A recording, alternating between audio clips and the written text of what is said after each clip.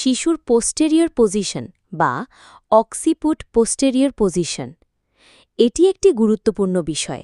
এর মানে হল প্রসবের সময়ে শিশুর মাথা নিচের দিকে থাকলেও তার মুখ মায়ের পেটের দিকে ঘোরানো থাকে। এই অবস্থানকে পোস্টেরিয়র পজিশন বলা হয় এবং এটি প্রসবের সময় কিছু জটিলতা তৈরি করতে পারে। শিশুর পোস্টেরিয়র পজিশনের কারণে সম্ভাব্য অসুবিধা: ১. দীর্ঘ ও কঠিন প্রসব।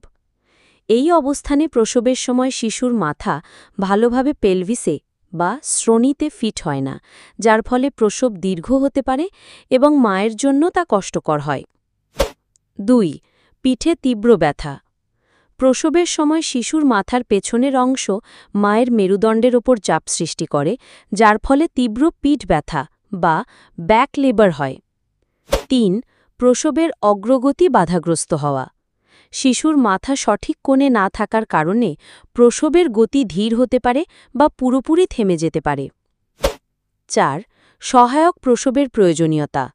প্রসবের অগ্রগতি না হলে বা শিশুর কোনো সমস্যা দেখা দিলে ভ্যাকুয়াম বা ফরসেপসের মতো যন্ত্র ব্যবহার করে প্রসব করানোর প্রয়োজন হতে পারে। ৫. সি সেকশনের সম্ভাবনা বৃদ্ধি। অনেক ক্ষেত্রে প্রসব স্বাভাবিকভাবে না এগোলে মা ও শিশুর সুরক্ষার জন্য সি সেকশনের প্রয়োজন হতে পারে। যদি আল্ট্রাসাউন্ড রিপোর্টে শিশুর পোস্টেরিয়র পজিশন ধরা পড়ে, তবে তা নিয়ে খুব বেশি চিন্তিত হওয়ার কিছু নেই। অনেক ক্ষেত্রে প্রসবের আগেই বা প্রসবের প্রথম দিকে শিশু নিজে থেকেই সঠিক অবস্থানে ফিরে আসে। তবে আপনার ডাক্তার বা মিডওয়াইফ এই বিষয়ে সচেতন থাকবেন এবং প্রয়োজনীয় পদক্ষেপ নেবেন।